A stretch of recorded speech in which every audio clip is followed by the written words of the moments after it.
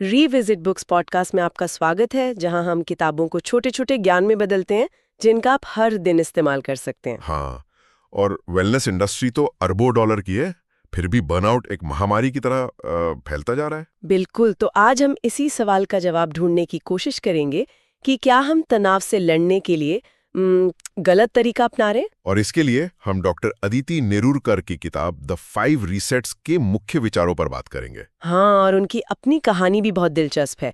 वो हार्वर्ड में medical training कर रही थी जब उन्हें रात में दिल की धड़कन तेज होने की समस्या हुई। और डॉक्टरों ने क्या कहा? बस यही कि ये बस तनाव है, लेकिन इसका कोई हल नहीं दिया। और शायद यही अनुभव था जिसने उन्हें इस विषय की गहराई में जाने के लिए मजबूर किया। बिल्कुल, और यही इस किताब को खास बनाता है। ये किसी बाहरी एक्सपर्ट के उपदेश जैसा नहीं है। मैं बिल्कुल नहीं, ये एक ऐसे इंसान के अनुभव से निकला है जिसने खुद इस समस्या को झेला है। किताब का जो सबसे बड़ा पॉइंट है वो ये है कि हमारी लड़ाई तनाव से है ही नहीं। तो फिर किससे है? हमारी लड़ाई है तनाव के बारे में हमारी गलत धारणाओं से। ये जो हसल कल्चर है ना, उसने हमें सिखाया है कि तनाव एक दुश्मन है, एक कमजोरी है जिसे हर हाल में जीतना है। जबकि सच तो कुछ और है। हाँ, सच तो यह है कि तनाव के बिना जीना मतलब जैविक रूप से नामुमकिन है। ये तो इंसान होने का एक हिस्सा है। तो मतलब हम एक तरह से गलत लड़ाई लड़ रहे हैं। तनाव को खत्म करने की कोशिश करने के बजाय हमें उसके साथ अपना रिश्ता बदलना होगा। बिल्कुल, और ये किताब इसी बदलाव का एक, कह सकते हैं कि एक रोड मैप है। तो चलिए इस नजरिए से इस किताब के विचारों को और गहराई से समझते हैं। हाँ, लेकिन उससे पहले ये समझना जरूरी है कि ये चर्चा किसके लिए सबसे ज्यादा फायदेमंद हो सकती है। चीला हूं कहकर बस घसीट रहे हैं। हाँ, जैसे किताब में लिज का एक उदाहरण है, एक सफल पेशेवर महिला जो खुद को अजेय समझती थी, लेकिन अंदर ही अंदर क्रोनिक तनाव और बर्नआउट उसे खोखला कर रहा था। सही। या फिर वो लोग जिन्हें अक्सर सिरदर्द या पेट की समस्या, नींद न आने जैसी शिकायतें रहती हैं। और डॉक्टरों ने बताते हैं कि ये तनाव से जुड़ा हो सकता है, लेकिन आगे क्या करना है इसका कोई साफ रास्ता नहीं मिलता। तो चलिए इस समस्या की जड़ से ही शुरू करते हैं। किताब के मुताबिक हम तनाव के बारे में कुछ बुनियादी मिथकों के शिकार हैं। हाँ, और यही मिथक हमें सही समाधान तक पहुंचने ही नहीं देते। पहला मिथक है रेजिलियंस मिथ, यानी लचीलेपन का मिथ। मुझे हमेशा से यही लगता था कि लचीला होने का मतलब है कि चाहे कुछ भी हो जाए, बिना रुके बिना झुके बस डटे रहना। और हम सबको यही सिखाया जाता है। ये कॉर्पोरेट ग्राइंड कल्चर से सीधी जुड़ी हुई बात है, जहां आराम को कमजोरी माना जाता है और लगातार काम करने को सम्मान। हाँ, किताब में माइल्स का एक उदाहरण है। वो कॉलेज में एक चैंपियन एथलीट था, तो उसे मुश्किलों से जूझने की आदत थी। तो उसने वही आदत अपने काम में भी अपना ली होगी। बिल्कुल, उसने काम के दबाव और नींद की कमी को ये कहकर नजरअंदाज कर दिया कि वो मजबूत नस्ल का है। और इसका नतीजा क्या हुआ? नतीजा ये हुआ कि उसका शरीर जवाब देने लगा। उसे हाई ब्लड प्रेशर की समस्या हो गई। किताब यही समझाती है कि असली लचीलापन तनाव को अनदेखा करना नहीं है। तो फिर क्या है? असली लचीलापन है जीवन की चुनौतियों के बीच अनुकूलन करना, उनसे उभरना और फिर आगे बढ़ना।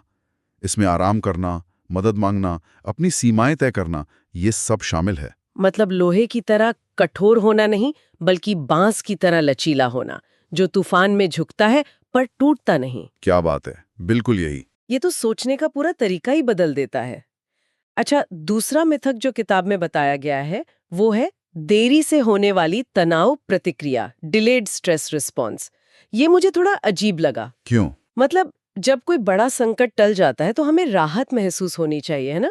हाँ, हमें ऐसा ही लगता है, लेकिन यही तो सबसे बड़ा भ्रम है, और इसका एक बायोलॉजिकल कारण है। अच्छा। जब हम किसी बड़े संकट में होते हैं तो हमारा दिमाग सर्वाइवल मोड में चला जाता है। उसका एक ही लक्ष्य होता है, हमें सुरक्षित रखना। और इस प्रक्रिया में वो क्या करता है? वो हमारी भावनाओं को दबा देता है ताकि हम तर्कसंगत रूप से काम कर सकें। लेखिका ने खुद इसका अनुभव किया।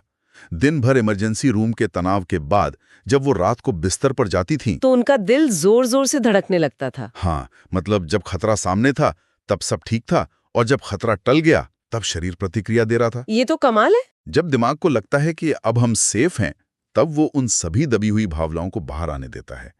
ये कमजोरी नहीं है, ये हमारे दिमाग का एक नेचुरल तरीका है चीजों को प्रोसेस करने का।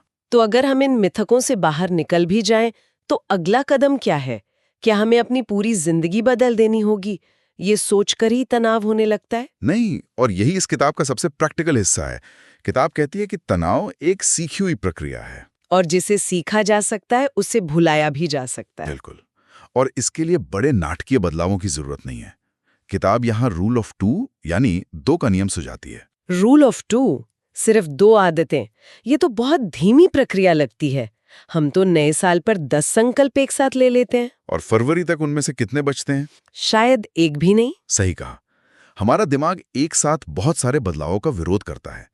रूल ऑफ 2 कहता है कि एक बार में केवल 2 नई छोटी प्रबंधनीय आदतें अपनाएं। जब वो आदतें आपकी दिनचर्या का हिस्सा बन जाएं, तब अगली 2 चुनें। ठीक है, ये समझ में आता है, लेकिन कौन सी आदतें चुननी है, ये कैसे तय करें? इसके लिए किताब एक फ्रेमवर्क देती है, अपना मोस्ट लक्ष्य खोजें। मोस्ट हाँ, ये एक एक्रोनिम है। M यानी मोटिवेटिंग, प्रेरक, O यानी ऑब्जेक्टिव पूर्ण, S यानी स्मॉल, छोटा, और T यानी टाइमली, समय पर। तो ये हमें सही लक्ष्य पहचानने में मदद करता है। हाँ, जैसे किताब में वेस का उदाहरण है, जो एक सिंगल पिता था और अपना वजन कम करना चाहता था। ये तो बहुत आम लक्ष्य है। इसमें मोस्ट कैसे लागू हुआ? उसका क्यों बहुत मजबूत और प्रेरक था। वो अपने बच्चों के लिए स्वस्थ रहना चाहता था। ये सिर्फ वजन घटाना नहीं था, ये उसके पिता होने की भूमिका से जुड़ा था। तो फिर उसने छोटे छोटे कदम उठाए होंगे। हाँ, जैसे रात में ही अगले दिन का लंच पैक करना या बच्चों से फोन पर बात करते हुए टहलना। इन छोटे छोटे कदमों ने उसे अभिभूत हुए बिना अपने बड़े लक्ष्य की ओर बढ़ाया। दिमाग की वायरिंग बदलने की बात तो ठीक है, लेकिन हमारी दुनिया में एक ऐसी ताकत है जो लगातार इस वायरिंग को हैक करने की कोशिश कर रही है, हमारा स्मार्टफोन। बिल्कुल। और किताब इसी से जुड़े एक बहुत ही दिलचस्प कॉन्सेप्ट पॉपकॉर्न ब्रेन की बात करती है। पॉपकॉर्न ब्रेन, ये सुनने में तो मजेदार लगता है। मजेदार है, लेकिन इसका असर गंभीर है। जब हमारा दिमाग लगातार तेज गति वाली ऑनलाइन जानकारी से घिरा रहता है, छोटे छोटे वीडियो, नोटिफिकेशंस, हेडलाइंस, तो वो पॉप करने लगता है। पॉप करने लगता है मतलब हमारा दिमाग लगातार उत्तेजना का आदी हो जाता है। हर लाइक, हर स्वाइप हमारे दिमाग में डोपामिन का एक छोटा सा हिट देता है। तो जब हम ऑफलाइन दुनिया की धीमी गति में वापस आते हैं, तो हमें बोरियत और बेचैनी महसूस होती है।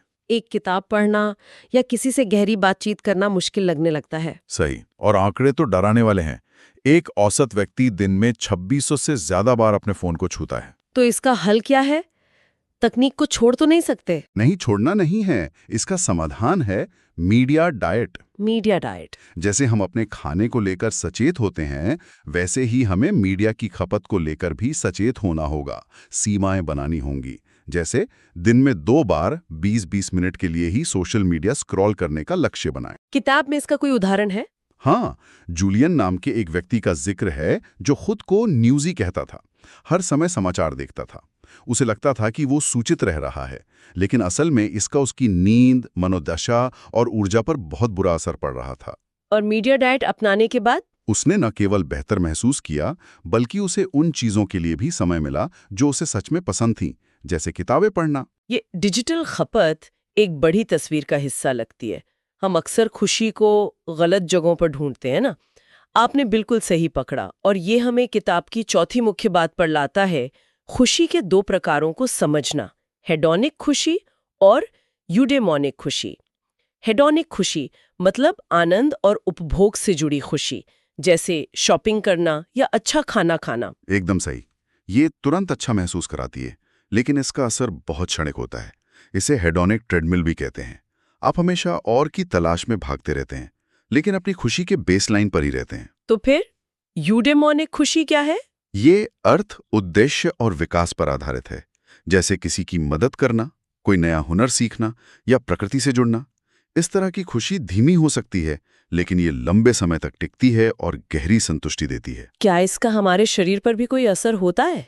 हाँ, और ये बहुत हैरान करने वाला है। एक अध्ययन में पाया गया कि जिन लोगों ने यूडेमोनिक खुशी का अनुभव किया, उनके शरीर में एक मजबूत एंटीवायरल प्रतिक्रिया देखी गई और सूजन का स्तर भी कम था। वाह! जबकि हेडोनिक खुशी का ऐसा कोई प्रभाव नहीं दिखा। नहीं। किताब में रायन का उदाहरण है, जो एक सफल संगीत कार्यकारी था। उसके पास सब कुछ था, पैसा, महंगी गाड़ियां, लेकिन उसे असली शांति और खुशी तब मिली जब उसने पहाड़ों में लंबी पैदल यात्रा करना और गिटार बजाना शुरू किया। तो खुशी और तनाव सिर्फ दिमाग का खेल नहीं है, इनका हमारे शरीर से भी गहरा नाता है, और ये कनेक्शन जितना हम सोचते हैं उससे कहीं ज्यादा गहरा है। ये हमें 5वीं और आखिरी मुख्य बात पर लाता है। अपने पेट को अपना दूसरा दिमाग मानना। वाह। हाँ, पेट में तितलियां उड़ना जैसे मुहावरे तो हम इस्तेमाल करते हैं, बिल्कुल। लेकिन अब विज्ञान इसे साबित कर रहा है। किताब बताती है कि हमारे शरीर का 95% सेरोटोनिन, जो मूड को नियंत्रित करने वाला केमिकल है, वो हमारे मस्तिष्क में नहीं बल्कि हमारी आंतों में बनता है। जी हाँ, इसे गट ब्रेन एक्सिस कहते हैं। ये एक दो तरफा संचार प्रणाली है। तनाव हमारे पेट के माइक्रोबायोम को बिगाड़ सकता है और एक असंतुलित माइक्रोबायोम सीधे तौर पर हमारे मूड को खराब कर सकता है। इसका मतलब जो हम खाते हैं उसका सीधा असर हमारी मानसिक स्थिति पर पड़ता है। बिल्कुल। तो इसका व्यवहारिक समाधान है मेडिटेरेनियन डाइट अपनाना। ये कोई सख्त आहार नहीं है, बल्कि खाने का एक तरीका है जिसमें ताजे फल, सब्जियां, साबुत अनाज और स्वस्थ वसा पर जोर दिया जाता है। और ये हमारे दूसरे दिमाग को पोषण देने जैसा है। एकदम सही। तो इस पूरी चर्चा को समेटे तो मुख्य संदेश ये है कि तनाव को दुश्मन मानकर उससे लड़ने की जरूरत नहीं है। जरूरत है उसके साथ अपने रिश्ते को बदलने की। हाँ, और ये बदलाव किसी एक बड़े चमत्कारी कदम से नहीं आएगा। ये छोटे, लगातार और सोचे समझे रीसेट से आएगा। सबसे महत्वपूर्ण बात शायद खुद के प्रति दयालु होना है। तनाव हमें अक्सर अकेला महसूस कराता है, लेकिन यह एक सार्वभौमिक मानवीय अनुभव है। बिल्कुल। अपने जीव विज्ञान को समझने और उसके साथ काम करके हम केवल जीवित रहने की स्थिति से बाहर निकलकर वास्तव में फलने फूलने की दिशा में बढ़ सकते हैं। ये किताब हमें अपने जीव विज्ञान के साथ काम करना सिखाती है, उसके खिलाफ नहीं। ये प्रगति के बारे में है, पूर्णता के बारे में नहीं। हर छोटा कदम मायने रखता है।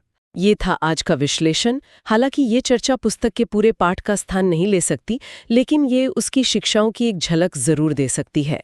मुझे आशा है कि आपको ये चर्चा उपयोगी लगी होगी और मैं आगे भी आपके साथ साझा करने के लिए उत्सुक हूँ। मुझे बताएं कि आप अगली बार किस पुस्तक पर चर्चा सुनना चाहते हैं।